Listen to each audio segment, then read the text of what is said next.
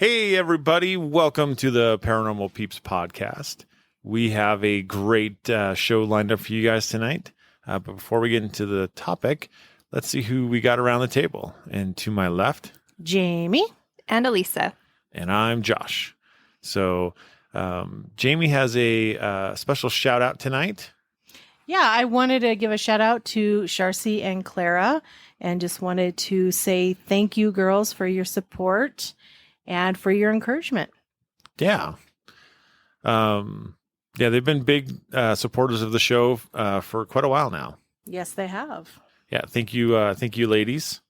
Yeah, this topic is very interesting. So it's mainly something Southwestern. So for those of us that live in like Utah, Arizona, New Mexico, Colorado area, and it's something that I hadn't heard of until we investigated the Family Tree Restaurant in Santaquin, which is interesting because that's not what you think about when you go to the restaurant. You're thinking ghosts and stuff like that. And for us, supposedly there's a skinwalker that hangs out on the top floor. Yeah, I don't recall hearing that, but well, I remember hearing about that when we were eating in the restaurant one time. And there are stories of people seeing him standing next to some other people's tables and stuff like that. But I wonder what led them to believe it was a skinwalker, though, and I don't know, because Payson has Petite Neat, and Petite Neat is named after, the Indian there, the chief Indian in there. So there's a lot of Indian culture there. So there you go. Yeah. Makes sense. It does make sense. But that's in Payson versus Santaquin, but they're close by. Yeah, they are. It's all like lake adjacent, really. Yeah. It's all part of the valley, as we call it here. So, yeah, if you haven't guessed, we're going to talk about skinwalkers. And mainly it's has a Navajo in origin, but also the Utes and the Pueblo, the Apache, it's all very similar to each other. Yeah. So a skinwalker is a type of a harmful witch who has the ability to turn into and possess or disguise themselves as an animal. So this witch is called Yinaloshi by the Navajo, which translates into "with it, he goes on all fours." It is one of the several types of Navajo witches, and it's considered the most volatile and dangerous. Those who practice the Navajo witchcraft seek to direct the spiritual forces that cause harm to misfortune to others. So this type of Navajo witchcraft is known as the witchery way, which uses human corpses in various ways, such as tools from bones and concoctions that they use to cause harm or kill intended victims. And the Navajo are part of a larger cultural area that also include, we're talking about the Pueblo and, all of the Utes and things like that. And the other groups that also have their own version of the skinwalker, but each includes the malevolent witch capable of transforming themselves into an animal. So sometimes these witches evolve from living their lives as respected healers or spiritual guides who later choose to use their power for evil. And we've seen that everywhere in different cultures where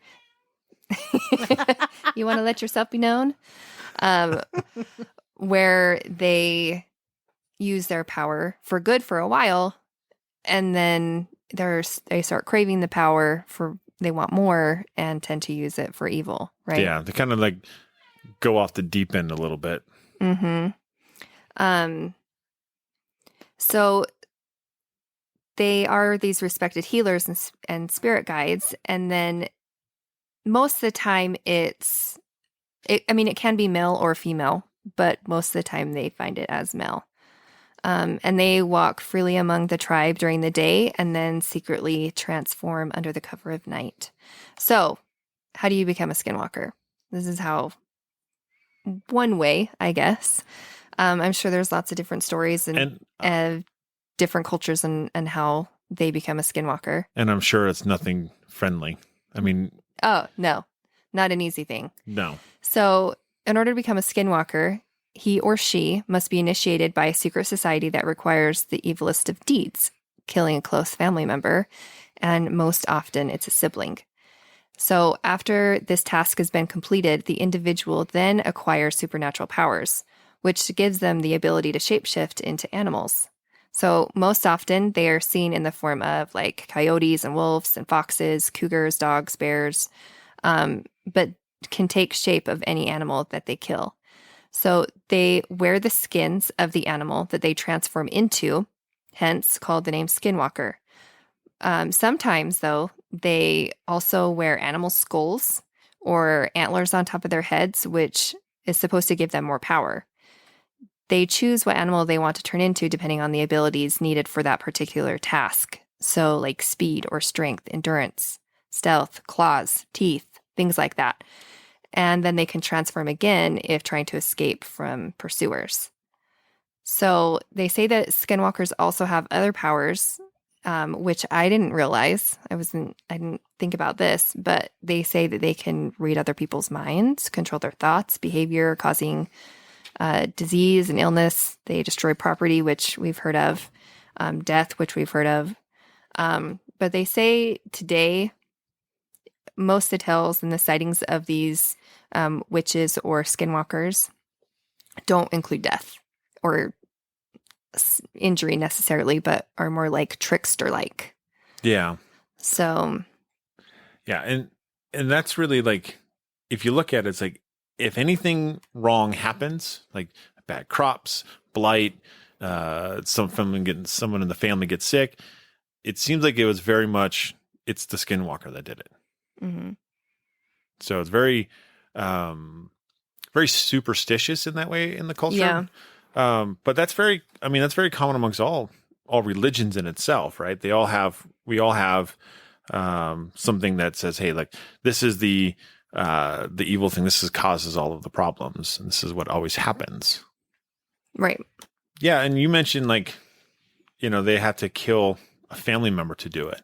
Mm-hmm. Like, it's such a crazy thing. Like, hey, you want all this power? Guess what? You got to kill your brother. And how scary, because most of the time it's a sibling. Yeah. Like, there's no way I could do that. No. Absolutely. Sorry, not. bros. Couldn't do it. They're probably like, whew, we're safe. But if you think about biblically, that's a lot like Cain and Abel too, though. Mm-hmm. So like there's like cultural like similarities in that avenue. Yeah. Well, because he wanted the power, right? Right. And that's the kind of the whole point of a skinwalker is to get this power so that they can do these evil deeds. Yeah. Right. So, yeah, no bueno for me. No bueno. It's interesting too, though, because you said that they wear the skins of these animals that they want to turn into. Mm-hmm. Where if you look at a lot of the Native American tribes, a lot of them wear skins and pelts, for warmth or for ceremonies and purposes. But from what I have read, the Navajo don't tend to do that because of the negative connotation associated with wearing those to the skinwalkers. That's interesting. Yeah. Yeah. And so it's like, yep, we're just going to kind of stay away from that. Right. Which makes sense. Yeah. But it also makes sense to wear the skins to keep warm. And that's what you've got. If you're living off the land, that's what you use. Yeah, I guess it's an advantage of living in like Arizona and New Mexico, where it's like it's hot. It's hot. You're not going to be wearing much. No, you got to stay cool as much as possible. For sure. It's interesting, like because we talk about shapeshifting, right? Mm-hmm. And with shapeshifters, especially like at least in our mind, like the first thing that I think of when I hear shapeshifter, especially a wolf shapeshifter, I'm thinking werewolf. Right. That's probably the first thing you go into, right? Yeah, exactly. So, skinwalkers, they weren't like boogeyman, and they aren't figures made up like in order to scare children. A lot of like stories you hear are things used to scare children. Well, like a lot of stories we've covered. Yeah. Yeah. Folklore, in other words, right? Mm-hmm. So this is vastly different. So unlike the story of werewolves and witches, they don't lose control and kill everything in their path or maliciously curse people for no reason. Yeah. Like humans, they do kill. And like humans, they have motivations for those acts of aggression as well. So power and revenge fuel their murderous intents. But such things cannot occupy the brain of a rational creature all the time. And skinwalkers do not make murder part of their daily routines. So other than their origin story, legends of skinwalkers rarely include death or any kind of mauling. Mhm. Instead, a lot of the stories that people are telling of their experiences, so some of the more common ones would include like skinwalkers in their animal form running alongside a vehicle and actually matching the speed of the vehicle even as the driver will accelerate, which would be kind of frightening. That's very Yeah. fast. Yeah. Yeah. And there's stories of that too. Like, yeah, I'm driving 60 miles an hour down the road and here's this thing that comes running up alongside me and like And it's as tall as my car. And yeah, it knocks Yeah. on the window and is like, what up? Yeah, it just like exactly. reminds me of like Twilight. Yeah. So eventually it says that they get bored with this routine, then they simply just disappear into the surrounding wilderness. In some respects, it seems rather playful, kind of like a dog would be, that chases a car that will pass by on the street. Yeah. So in other instances, people have reported seeing and hearing skinwalkers outside their homes kind of at night. Rarely, however, will the skinwalker enter the dwelling.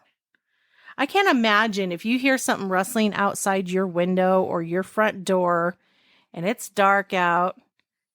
I mean, That'd be scary. Yeah. It'd be terrifying. Well, Yeah. I mean, in other folklore that we've covered, it's been like where they will hear sounds of cries outside to try to get them to lure them out, or you'll hear some type of chant where something that just will either scare the junk out of them, right. right, or lure them out to get them outside. Mm-hmm. Because I wonder if it's the type that like home is like a sacred place for your family Sure. to be, right? So it's not something that it can enter unless invited. So it's like So- a vampire. Right. So I wonder Right. if it's something like that. Yeah, that's interesting. Yeah. But there's been many reports by both native and non-native people. So, and there's stories out there from, for instance, there was officers in New Mexico of skinwalkers being seen by the state police on a stretch of roadway that was on Navajo territory. So, And just hanging out there and like, what up? but it just goes to show you that it's not just native people that see it. It's Right. been just non-native people, just all walks of life. Yeah. People and stuff have seen this. Although what's really interesting though is if you look at the reports, most of the reports are actually from native people. Seems to be very few non-native individuals who actually report seeing a skinwalker. Yeah. Right. Yeah. But I know had I seen something like that, I think I would probably question my own sanity. Right. Especially you see it and then it's gone and then you're like, oh, that was weird. That was weird. You're freaking out. And then you're like, wait a minute. Did I really just see that or am I just mistaking it for... Because it's so not a normal thing to see. Right? That, Yeah. you would. So, I mean, I think if I were in that particular position, I may not say anything either. Right. So here's some getting into like the accounts of what people see or they've talked about. There's one Navajo writer that says they curse people and cause great suffering and death. At night, their eyes glow red like hot coals. It is said that if you see the face of a Nagoloshi, they have to kill you. If you see one and know who it is, they will die. If you see them and don't know them, they have to kill you to keep you from finding out who they are. They use a mixture that some call corpse powder, which they blow in your face. Your tongue turns black and you go into convulsions and eventually die. Ah. They are known to use evil spirits in their ceremonies. The Deen, or Dain, have learned ways to protect themselves against this evil, and one has to always be on guard. Wow. Yeesh. That's a frightening thought. right? Well, have you, like, I've also read in order to kill a skinwalker, you have to dip a bullet in white ash. And then when you shoot them, it has to hit their neck or their head or it doesn't work. And what I read was that it was like, if you try, more often than not, you're going to fail Yeah. Yeah. because they're hard to catch, first of all. And then at that point, if you fail, you're pretty much screwed because they're going to want revenge. Well, now you ticked it Right. off. Right? Right? Yeah. So if you're going to do it, you better do it right. Yeah. And there's, I've also heard that, read that says that you can use knives or other weaponry like spears or bows and arrows that are covered in white ash. And I wonder what the symbolism is of the white ash or what the white ash is. I think it's Purity? purity. Yeah, because I think in order to get white ash, you have to burn something that's pure. Mm. And now you're talking about the difference between good and evil, right? Right. It's kind of like the holy water against vampires and the undead, right? This one other student, a Navajo student, and this was back in 1977. So this is before any of us were born. Yeah, no kidding. Wow. Wait, in what year did you say? 77. 1977? Yeah. Mhm. He said, if you see a skinwalker, just stand up to him. If you show him you're scared, man, he'll kill you. If you stand up to him and stare at him, he won't hurt you. So Is he just going to go away? So or? Right? as I'm staring at him, is it okay to wet myself as long as I don't break that eye contact? it might, well, probably, right? Okay. But it's Hey, this is good to know because You never know. what you you're just gonna never do. do know. But what's Yeah. funny is this guy says, stare at him and he will let you go and he'll leave. This guy says, if you stare at him and make eye contact, if you know he is, it will kill them. But if you don't, he's going to have to kill you. So he prevents from you gaining a knowledge of who he is. So in this case, it's like this contradiction, right? Yeah. So should I look? Should I not look? Should be like those, like Harry Potter, how he's got his mirror. He just like peeks around Look the through corner. it. Yeah. Yeah. Look through the mirror off a reflective surface. Don't look directly at. Right. Yeah. I mean, like with all legends, there's always going to be contradictions, right? Oh, yeah.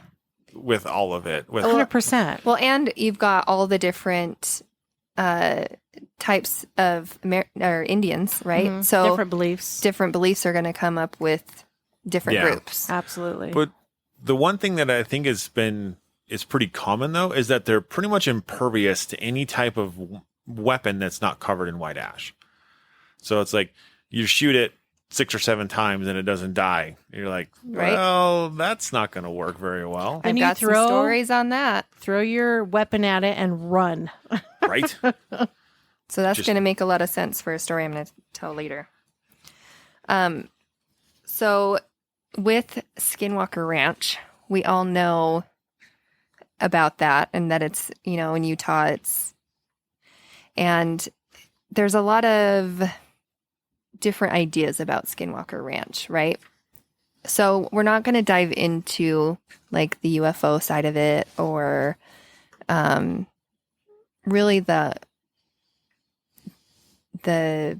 folklore that goes along with Skinwalker Ranch with that, but we are going to talk about the actual type of skinwalkers and all of that there at the ranch. Which is really kind of how it got its name, right? 'Cause Yes. most people now associate Skinwalker Ranch with UFOs and not Skinwalkers. And not skinwalkers, exactly. So let me just kind of take you to the beginning back in 1789. So before the Ute moved to the reservation, they were a fierce people, right?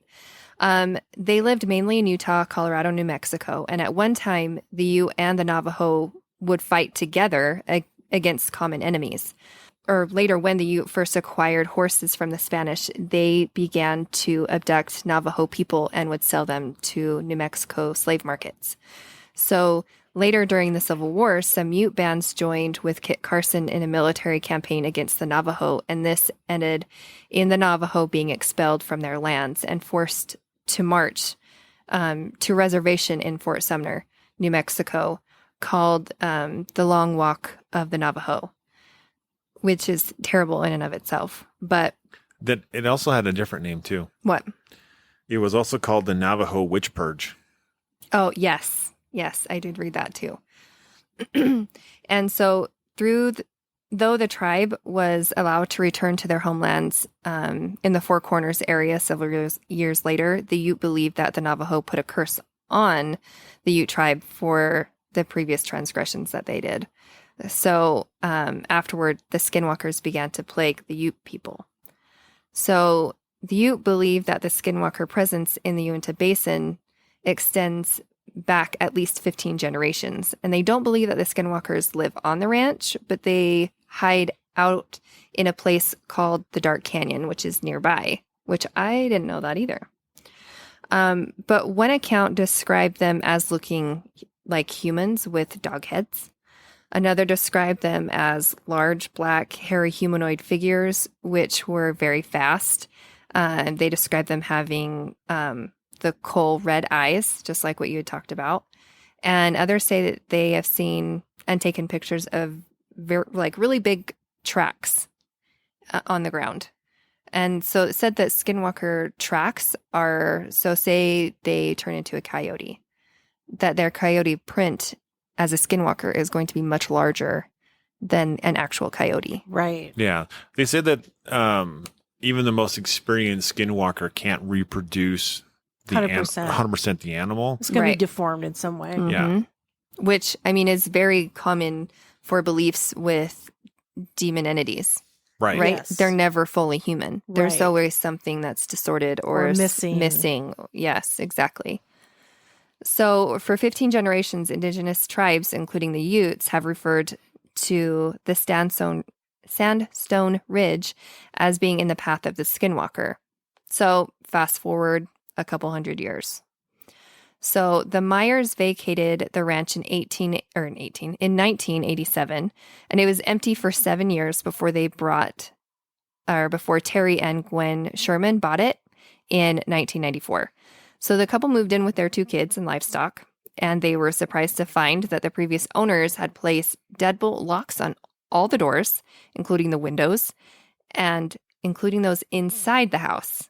So can you imagine moving into this place and you're like, why in the heck would they have Deadbolts. deadbolts everywhere? Yeah, it would give you kind of an uneasy feeling, wouldn't A it? huge uneasy feeling. Yeah. Well, especially after you take an abandoned farm or abandoned ranch. Like, Mhm. You're like, what were they doing in here? it- What went on Or what were here? they trying to keep out, right? Exactly. But- Yeah, or in.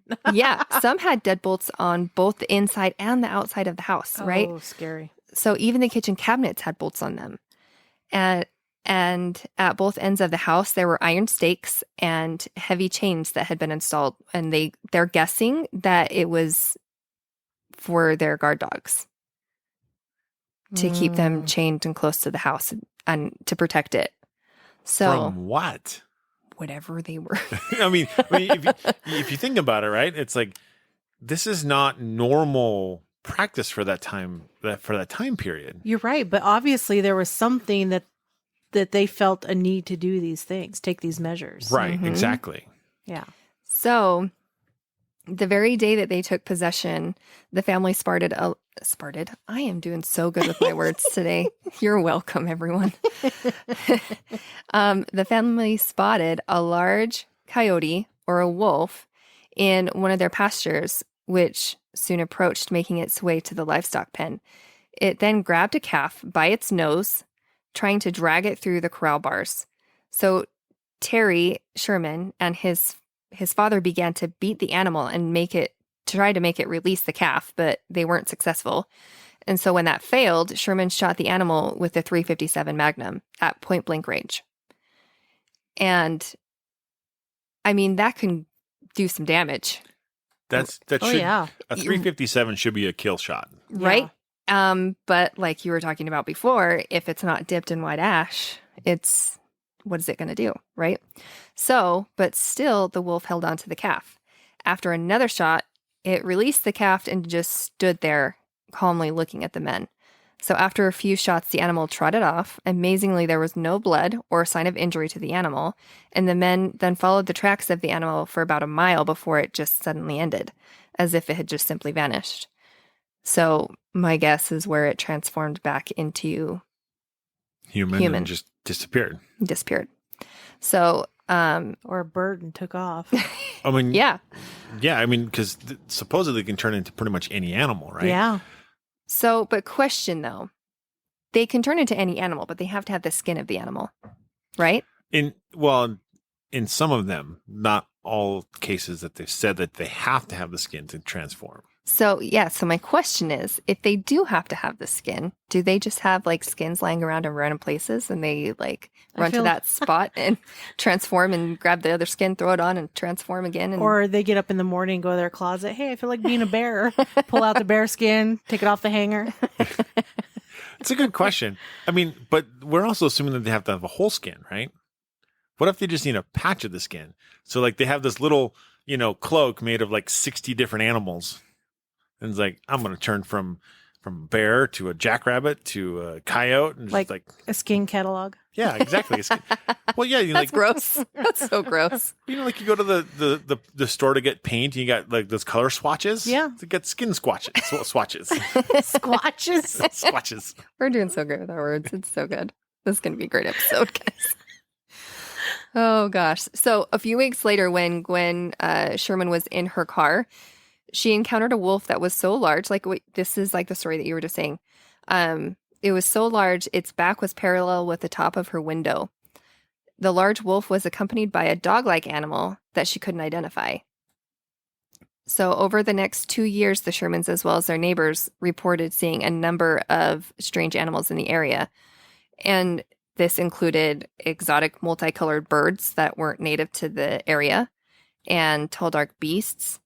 So on occasion, the Shermans saw this hyena-looking like creature attacking one of their horses, which was described that was low to the ground, heavy with muscle and weighing about 200 pounds, with curly red hair and a bushy tail.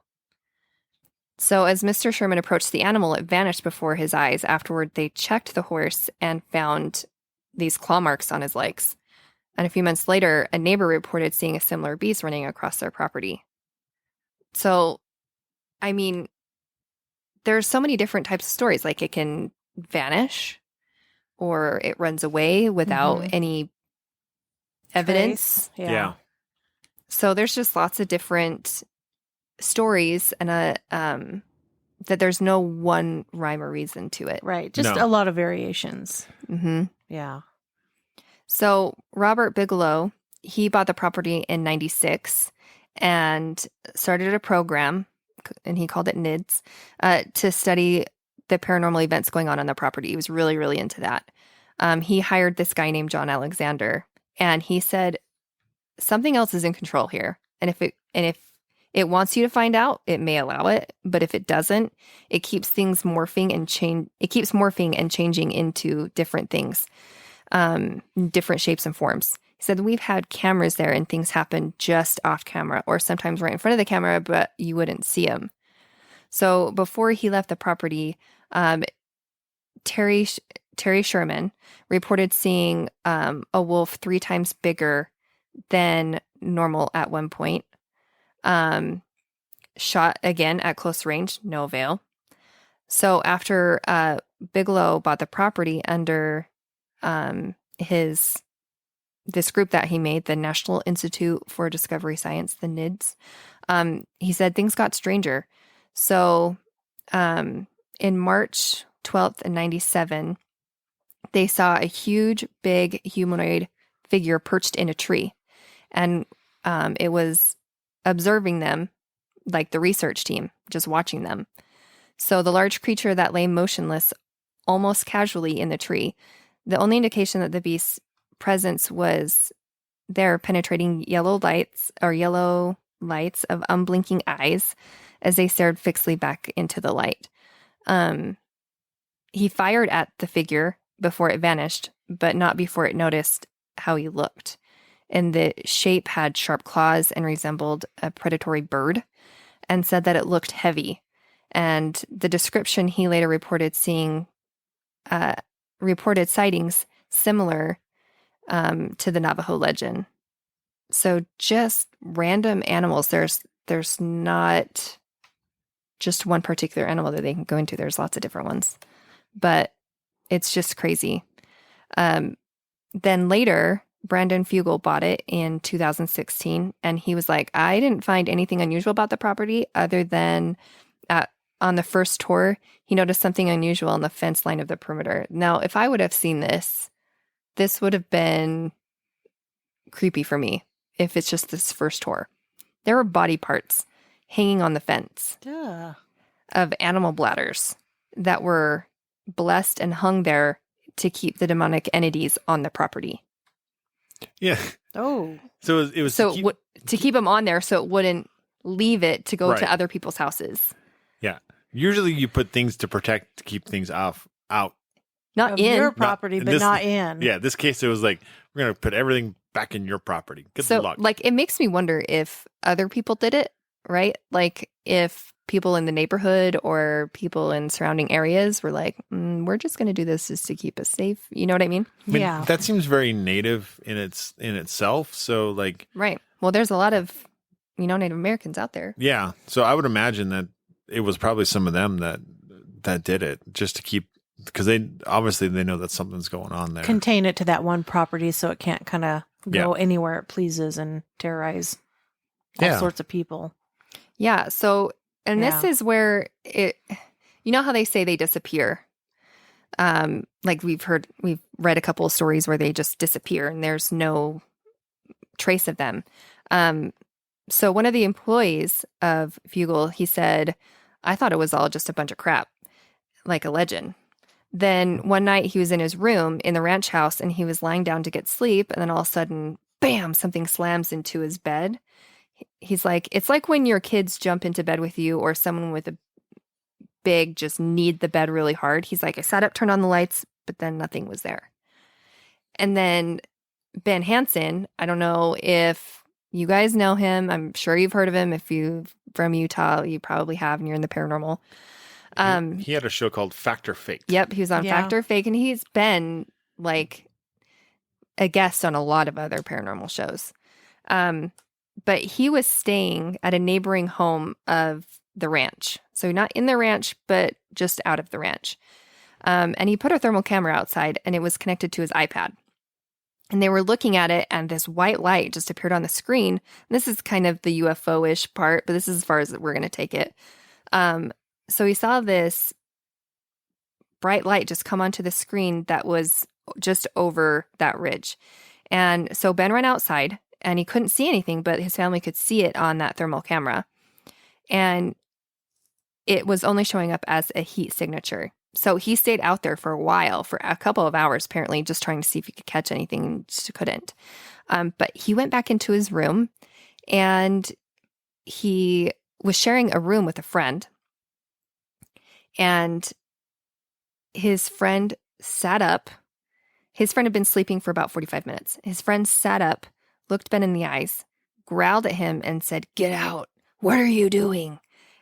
And then laid back down. And his friend doesn't remember anything of this. So it's just kind of like a paranormal story to Skinwalker Ranch. Not necessarily a skinwalker or something, but just paranormal. So I needed to add that in there. Still creepy as all get That is out. creepy. I wonder if he's still friends with him. I'm sure he is, but I don't know if he wants to share a room with him anymore. Right? Remember that time you woke up in the middle of the night and said, "Get out"? Yeah, nope. That is frightening. That is frightening. Oh, so I was talking with my brother-in-law, and he actually went to Skinwalker Ranch. Just outside of Skinwalker I was going to say, Ranch. how in the heck did he get in there? There is a trail, apparently, on the side of it that you can just get just on the edge of it. So I told him, I was like, okay, I know you had a crazy experience there, so just tell me about it. So he wrote me this story, and it's pretty darn good. Okay. So this is what he wrote. I was living in North Carolina, visiting Utah. My brother and I drove out to Skinwalker Ranch.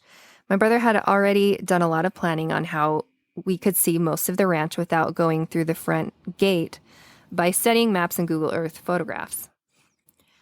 We got to the ranch about half an hour before the sun went down. We drove to the front gate just for the sights of it all and to say that we saw it, and then drove around some dirt roads around the ranch. And his brother knew of a dirt road that was on the other side of the mesa. He drove off the dirt road in his car, and they parked as the sun went down. He said, we were directly behind the mesa, but as soon as we got out of the car, all of the excitement for finally being there left me, and it was replaced with an overwhelming fear.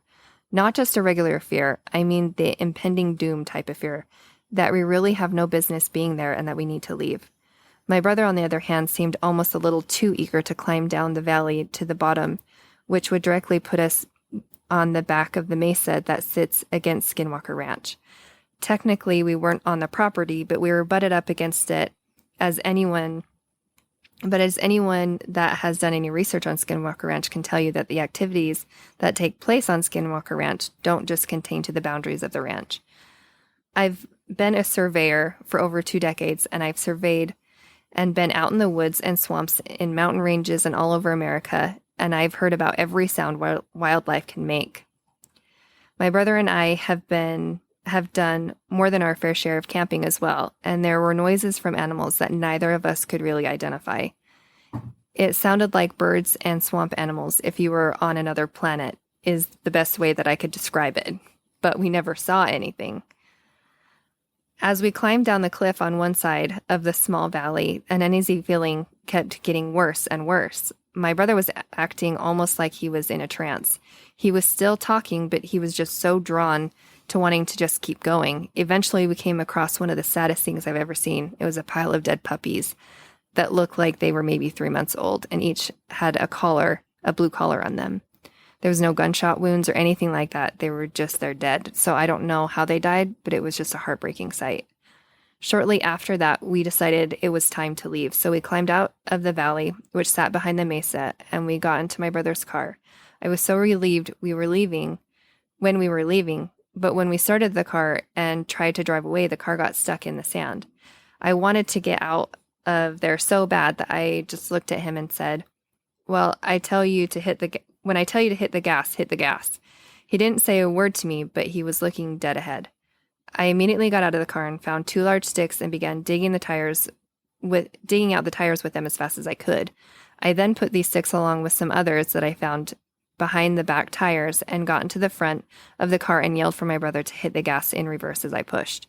The car rolled out and from the sand from where we were stuck, and I jumped into the car, looking at my brother, and very happily we were headed for the dirt road again, and I remember saying to him, wow, that was a close one. I'm glad we're getting out of here. My brother didn't say a word to me. Eventually, we made it back to a paved road. Only after we were on the paved road did he finally speak to me. He let out a sigh and said, Brian, I don't know how to tell you how I found the courage to get out of the car, because I was frozen with fear and I couldn't move. He said, my brother is one of the bravest people I've ever met, and I was shocked to hear this. I didn't want to jinx us or anything. I just wanted us to get the heck out of there. We both acknowledged that it did feel like we were driving away, that there were figures of darkness looking at us. It's not something you could see more than something you could feel. But what he did say was it was easily the most terrifying part of the night. When you got out of the car, to get the car unstuck, something spoke to me, but wasn't something I heard with my ears. It was something I heard in my head. It was a very deep voice, but as I was looking at you, the voice says to me, leave him.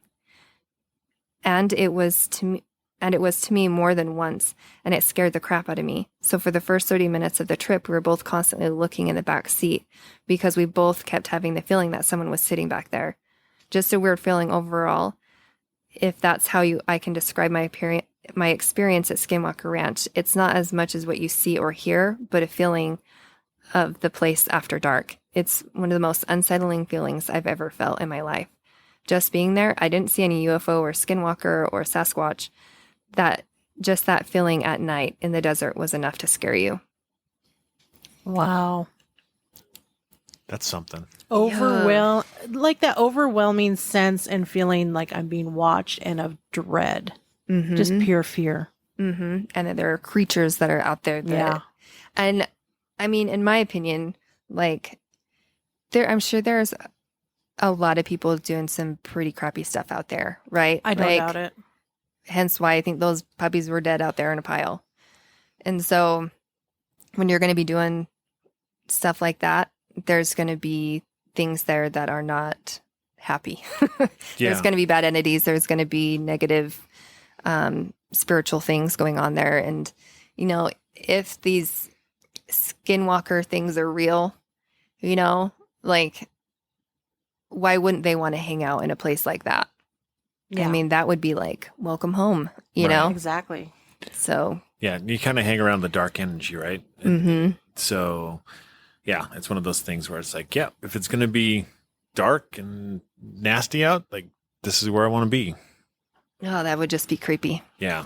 I don't know if I could even, you know, a lot of people say, I want to go to Skinwalker Ranch. I don't know that even if we were granted permission, which, you know, that's never going to happen, but not with the film crews anymore. No, but even if you were granted permission, I don't know that I could do it. Just hearing the stories and those types of things, having those in the back of my mind, I don't know that I could actually bring myself to go. I will say this. I could tell you right now, I would go. I would go. However, that doesn't mean when I get there that I could get out of the vehicle. Oh, I would be totally fine. The thing is, for me, is like all from the show, how the guy had that crazy head wound and like that big bulge in his head, you know, things like that, and all the radiation that they get there. That's what I would be concerned about. Yeah, I really wouldn't be concerned about. Well, his skin and muscles started separating from his skull. Isn't that what it was? Well, yeah, and then the other guy, like, they get radiation poisoning, if you will, and he has to get surgery on his finger because he started getting like a bone spur or something that was growing or something. I don't know. Anyways, it was just like, it's those things that I would be more concerned about than actual. I would be concerned about it all. Well, I'd be concerned. I mean, from the fact of like the animal stuff, right? It's just, if you've got some weird stuff going on there with like a pile of dead puppies and they all have collars, which means that means they were someone's pet. Yeah. You know, and so someone placed a pile of dead puppies there. So it's like, if they're willing to do that, what else are they willing to do? Because like, if you go out to Skinwalker Ranch and Skinwalker Ridge, where the mesa's at behind the ranch, I mean, you're in no man's land. There's nothing out there. Yeah. And so if people want to be nefarious and, you know, kill people out there, they got no problems doing it. Oh, You wouldn't, not like you're going to get caught. Like, there's nobody out there. Like, you could, I'm sure you could shoot off several rounds before anyone realized anything was going on. Yeah. Scary. Yeah, that is scary. That's a scary, scary thought. Well, what's interesting is, so you were talking about how they can take different forms, right? Mm-hmm. So there's a man, he was making repairs on his old ranch home. He began to hear loud laughter coming from his nearby sheep pens. And he was thinking he was alone. He went to investigate and found all the sheep but one huddled in the corner of the pen. So they're all off in one corner and there's a sheep sitting by itself, right? However, the lone ram was separated from the group and was standing upright and laughing in a very human manner. What? I'm out. After the man locks eyes with the ram, he sees that his eyes are not that of an animal, but very human-like. And then the animal casually walks away on all four legs. Right? Yeah. Yeah. That's terrifying. That would be terrifying. And- I don't think I'd go back.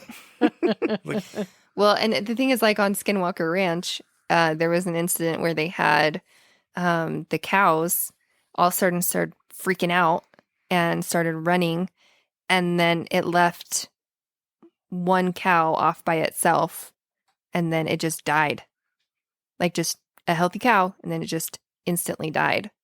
Oh. And normally, when an animal dies, the other, birds will come out and attack it, or Scavengers. mice, or, Yeah. Yeah. coyotes or whatever. They'll come out and eat the animal. Yeah. They left it there. Mm-hmm. It stayed there. Nothing touched it. Nothing. No mouse, no Nothing. bird, nothing touched it for like almost an entire year.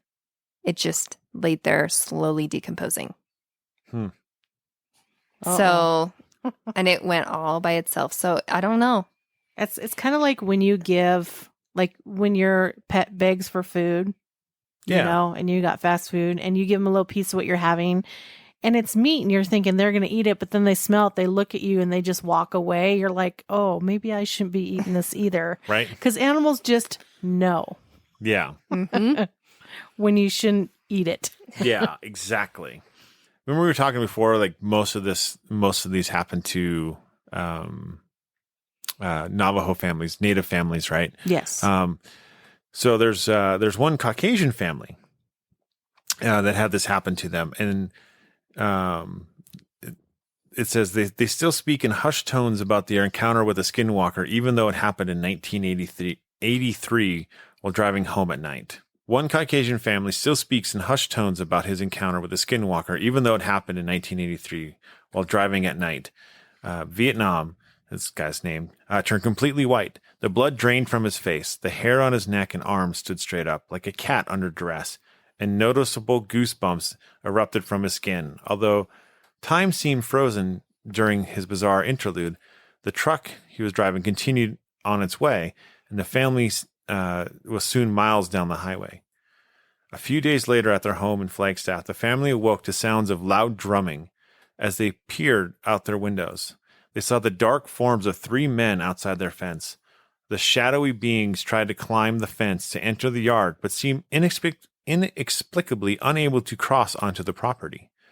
Frustrated by their failed entry, the men began to chant in the darkness as the terrified family huddled inside their home. The daughter, Frances, says she contacted a friend, a Navajo woman who is knowledgeable about witchcraft. The woman visited the home, inspected the grounds, and offered her opinion that the intruders had been skinwalkers who were drawn by the family's power, and that they had intended to take the power by whatever means necessary. She surmised that the intrusion failed because something was protecting the family, while admitting that it was all highly unusual since skinwalkers rarely bother non-Indians. The Navajo woman performed a blessing ceremony at the home. Whether the ceremony had any legitimacy or not, the family felt better for it and has had no similar experiences in the ensuing years. Oh, that would be creepy. Wouldn't yeah. it? Creepy No as doubt. crud. I mean, I've had experiences in the paranormal where I've heard like a creepy laugh and when you hear something like that, you want to like get away as fast as you can. And when you're in your house and you're feeling like you're in your safe space and you're hearing that just outside your home, that would be terrifying. Yeah. It would be.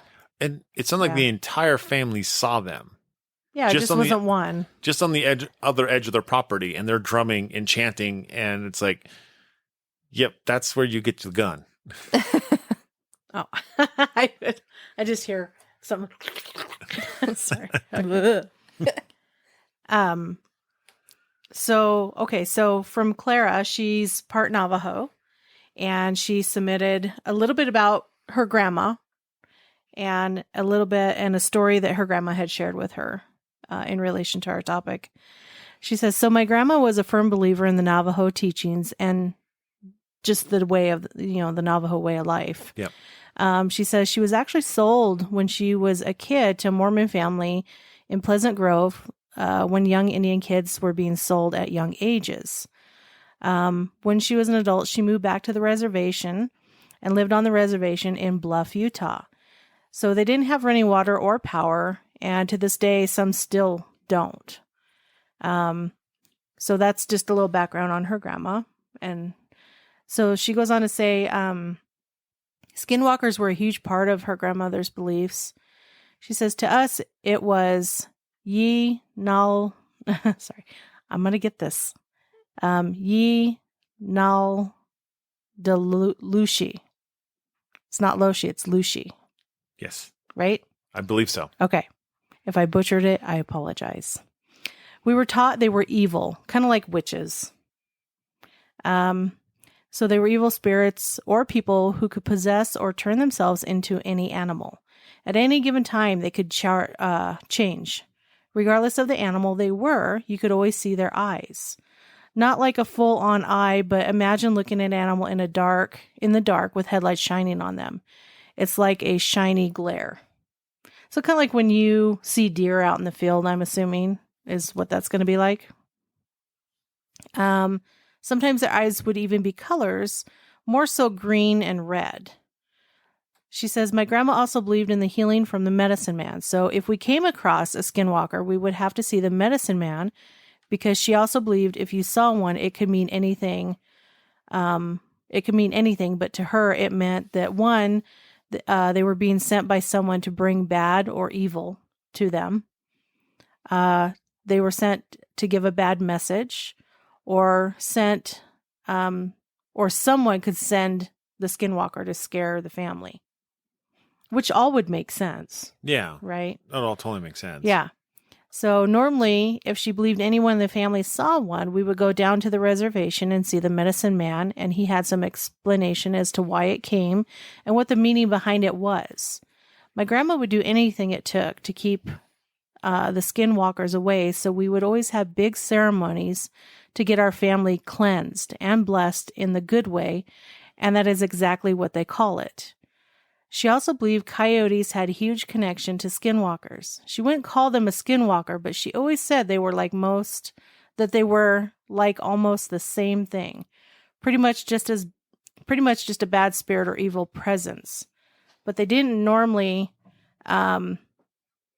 change unless it was a skinwalker. So animal change is how she worded it. Right. If a coyote would cross in front of you while you were driving, you would have to pull over immediately and say a prayer, put some corn pollen down, and let some cars go by until you can start driving again. So kind of like maybe it's just to ward off the presence. It sounds to me kind of like the whole black cat crossing your path. Yeah, right. Exactly. Okay. And she took that as a sign to go see the medicine man as well. So I wonder how often these experiences happened. That's a very good question, because it sounds like how common was this? I mean, to me, it seems like it's a lot, right? But I think that goes back into when you look back at what we talked about, right? We talked about them kind of, being the harbingers of bad news or problems, right? So if you got bad crops, a bad message, it didn't rain or drought or whatever, all of that stuff was being linked back to the skinwalkers. So it was definitely probably a lot more common piece, especially if you start bringing it into coyotes, when, they're everywhere. Yeah. Exactly. So she shares a story here. So she says, so when we were younger, my grandma would always take us to visit the reservation, but we would never spend the night. As I got older, I asked her why, and this is what she told me. She was in Bluff at one of her aunt's houses, no running water or electricity, so they had to use an outhouse, and they lived in a hogan. Now, for those of you that don't know what a hogan is, it's made of logs and mud, and it has a door that faces the east. Because in their culture, they believe that, when they wake up in the morning, the first thing to greet them is the light. Okay. Which is pretty awesome. I like that a lot. That's cool. Yeah, me too. So she says, I believe my grandma was in her mid-20s. So one night she had to go to the outhouse, and so she just went by herself. She didn't have a flashlight or anything, and she went to the outhouse, and she was getting ready to leave, and she could hear growling and something in the bushes nearby. She comes out to head back to the hogan and she freezes. She said she could see this giant looking dog creature staring right at her, and it looked very evil. She was so scared that she screamed, and the dog creature just kept almost, it seems like stalking her, like pouncing or something, right? Okay. and then turns around and runs to the Hogan. So I think she turns around and runs to the Hogan. At that point, the dogs, they're, domesticated dogs, go crazy. Mhm. She was unsure if they even saw what she was seeing, but they definitely were reacting to something. Her family then comes out, amongst all the noise, and she's still by the outhouse, just kind of standing there. She said she was so scared she just stood there. She didn't know what to do. She heard all kinds of stories, but never really saw anything. So the next day they walk around the Hogan, and there was huge, like really big dog prints going up and down the sides of the Hogan, but never on the ground. So it wasn't around the Hogan. It was going on it? up and down the sides of it. It was on it, yeah. On it. Running, literally running around it Yeah. while it was on it. But never on the ground. Weird. So it's like, the question comes about how did it get off or on there? And how did they not hear it? Exactly. So they had a huge ceremony. She says they had a huge ceremony for my grandma, but the medicine man told her it would affect her later on in life, in ways such as her health. So that was her first time seeing a skinwalker. And then she says up until she passed, she wouldn't spend the night on the reservation just for any reason. The only way she would was for a ceremony. She believed when the ceremonies were going on there was too many good spirits around for any bad ones to try and come.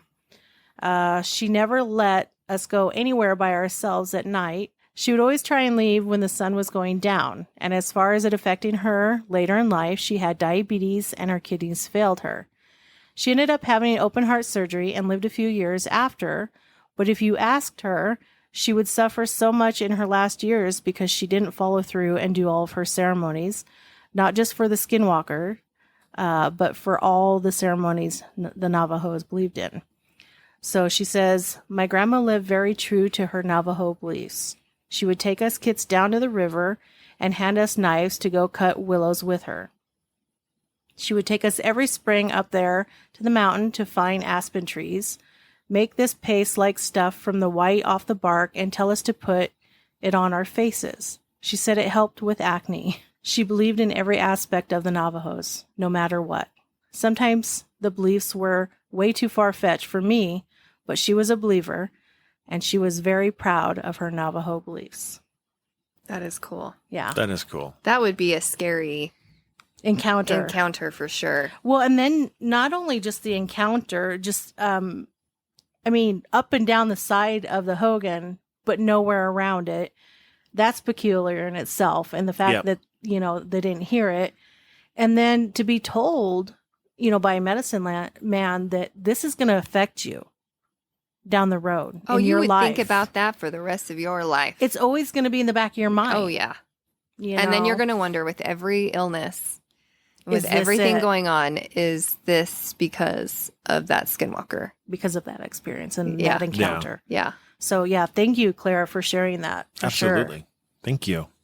We've covered quite a bit on this topic.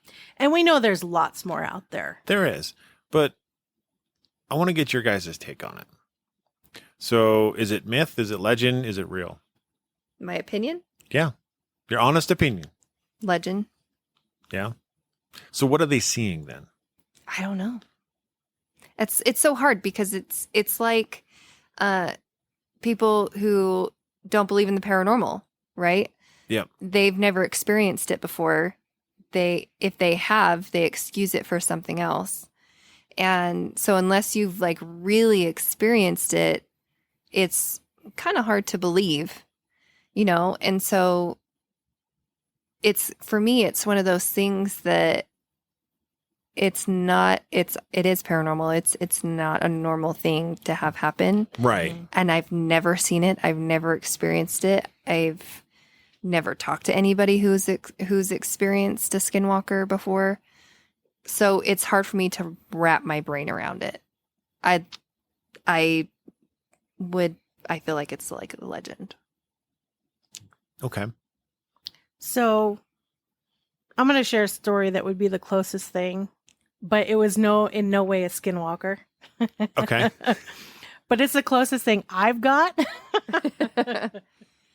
So I used to work at a hotel in Spokane, and I was driving home one winter night. You know, it gets dark out rather early. Yep. And lived way out in the country. So it takes me about, you know, in the winter, depending on the weather, it could take almost an hour to get home. And I was about probably, I'd say 5 or 6 miles from home. And I'm driving along and I'm going slow because it's night, you know, there's deer out and stuff. Yeah. And I'm just taking my time and I got the radio on and I see this big thing come out into the road. And I'm thinking at first, because it's not really within my headlight range yet. It's just like this big mass. And I'm thinking it's got to be a deer. I didn't catch any reflection, you know, of the eyes or anything at that point. But as I got closer, you know, and I'm slowing down even more because I'm thinking something's in the road, you know, it's huge. It's huge. So I drove a 1996 Nissan Sentra. It's a mid-sized car. You know, it's not a big car, but it's not a tiny car. No. And as I get closer, this thing is standing right in my lane, staring me down. And it's a wolf. Now, I've never seen a wolf out in the wild until that night, but this thing is pure black and it's huge. Like I'm sitting in my car and this thing is at the head of my car and I've come to a stop and it can look right at me in the eyes. Freaky. That's like Cujo. And that was frightening for me. Oh, yeah. Not a skinwalker. I knew nothing of skinwalkers back then, so I wouldn't. Had I known of skinwalkers back then, I probably would have freaked out a little bit more. Right. But it was kind of one of those exhilarating, but yet terrifying because here I am all by myself. Yeah. You know, it's late. And those things are It's huge. dark. Yeah. Yeah. So, but as far as what do I think about skinwalkers, I am.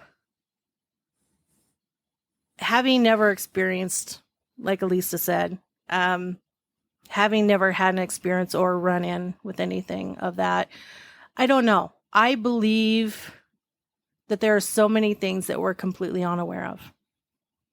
Yeah. So I don't, for me, I'm open-minded. Well, yeah. And I also think, too, is that you can create a demon, if you will. Not create a demon, but if Breathe you life into it, you mean? Yeah. So Yeah. like if you create this character or if you create this idea like that, then to me an evil entity is going to be like, heck yeah, I'm in. Yeah. You know, you create something for me like that, I'll take that image. Yeah. Yeah. I'll take advantage of this. I'll take advantage of this and I'm gonna look like that and I'll do that. You know? And so like Slender Man. Yeah. I was going to say just like Slender Man. And Yeah. so I do believe that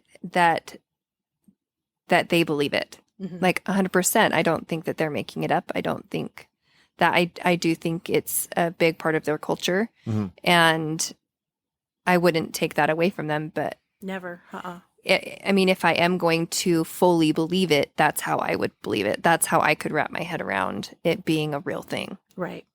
Yeah. I was going to, so my take on it is kind of twofold in that avenue, right? I think a lot of it is myth and legend and lore, right? That the whole creation of one, right? Like man being able to become a shapeshifter. I don't really believe that's possible. Right. Not to say that they don't and that it's not possible. I mean, you know, that part, you know, I don't think is That they believe that it's not possible. Yeah, they believe it's not. They believe it's possible. Right. I don't think that's the way that these come about, right? I do believe that it's probably an evil entity or several evil entities that take upon this piece, right? And it could just be that they are, instead of being type 3s and demons, right? They could actually be human. They could really be a type 2, right? Because in order to become one, right, you have to do heinous, awful things, Right. and you have to basically live a life of evil. Yep. Because the medicine man in the culture is the divine good, right, and these witches are the divine evil. in this avenue, right? And so, yeah, I mean, you can have people. I mean, spirits can present themselves as what they want. Human spirits can do all sorts of funky things. They can make themselves bigger or smaller or appear as anything. And so, I think it's that in the avenue. They either type 2 or a 3. Right. Now, what people are seeing, they may not always be seeing spirits, right? But there is the possibility that you see a big wolf. You know, if you're going out to the toilet in the middle of the night and you see a wolf, I mean, that's going to scare the bejesus out of you to begin with. Yeah. You know, but you know, some of these stories, like, I don't think wolves run 60 miles an hour. Like, this lady's like, I was driving down the reservation at 60 miles an hour, and this thing came up alongside me and ran with me. And then it ran in front of me and across the road. Yeah. Which means it's doing more than 60 miles an hour. Right. I think the fastest land animal is a cheetah, and I think they top out at 60. Yeah. So this is a lot faster than any of those things. But yeah, I've never read, I mean, in all of our investigations stuff, I've never come across a skinwalker. At least that I'm aware of. We've just heard stories of them. Yeah. Yeah. But it's just kind of like in all things the paranormal, a lot of it's based on theory, right? We don't actually, it's 100%. we don't know 100%. Yeah. So how far can that reach? Well, and I think as generations goes on, I mean, it changes. And that's why I think during this generation, if it were to be something that kills and is really malevolent, I can't even say that word. Yeah, that's pretty close. Malevolent. Or evil. Bad. Okay, it's bad. It's not good. We have so many things that could catch it nowadays or bring it to life if it were a real thing that I don't think it would try to show its face if it was real at this point. Because we just have, I mean, we have too many police forces and too many people that are scientific and want to understand what this is and would try to catch it and dissect it. And you know what I mean? Yeah. There's just, and too many ways that we could try to figure this out. Well, and it's funny that you mentioned that we have all this technology, right? Yeah. Because there's this Facebook post. Now, it's been going around for a lot of years. It first showed up in 2014. It made a reappearance in 2018, and it's coming back around again. Uh-huh. And it's a picture of this thing on the side of the road. Okay. And the original person that posted it claimed it was taken near Liebrook and Counselor in New Mexico, near the reservation. The story claims that a geologist was working in the oil field in the area and saw something odd and decided to take a heat signature of it. And the next day, the geologist suddenly quit. And of course, with that little bit of information and this picture of this thing, We'll post a picture. we'll post a picture of it. But I don't know. I can't say that that's anything real. It's like an albino cross between a grasshopper and I don't know what else. The way the back legs are, Yeah. it's a cricket. Exactly. And I think that lends to this part where we're talking about technology, though, is that we have all this technology to capture things, but we also have the technology to create Yes. crazy pictures on the internet. And I think that's exactly what this is. I don't think it's anything real. I think it's someone's really poor attempt at CGI. And they got, a viral post that now spins around the world. It shows up every 4 years. Right. So, yeah, it's crazy. Yeah, that's why it's hard for me to wrap my brain around, because if it was such a thing, why hasn't it been caught on, Because it's smarter than people. or like camera or something, just something. But And that's why I think it's more ghost. folklore or yeah. Yeah, it's more spirit than it is Yes. physical being, right? Because that's the thing with the paranormal, right? Like, especially when you go out and doing paranormal investigations, you can catch things on camera that you can't see with the naked eye. But I have also seen cases where you're looking at something, you take a picture of it, and it's not there on your film, and you're like, how is that possible? Well, and that's the thing is like we've recorded EVPs or we've heard things with our ears, but it doesn't actually record on our recording. Yeah. So, like, I mean, it's all paranormal. It's all something unexplained that you can't explain. So who knows? Who knows? So, but if you guys have any awesome Skinwalker stories that you guys like to share, hey, post to us on Facebook at Which one? either one. You can find us on Facebook at Cold Spot Paranormal Research or at Paranormal Peeps Podcast. Yeah, and you can find us on Instagram at coldspot_paranormal_research. And you can find us on Twitter at CPR Paranormal. And like always, stay ghosty, my peeps.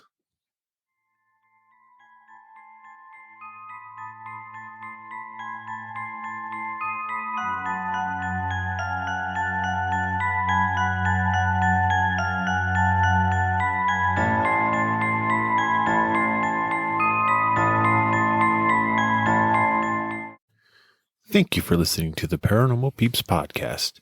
You can find us on social media at Twitter at CPR Paranormal, on Facebook at Paranormal Peeps Podcast and Cold Spot Paranormal Research. And you can find us on Instagram at coldspot_paranormal_research.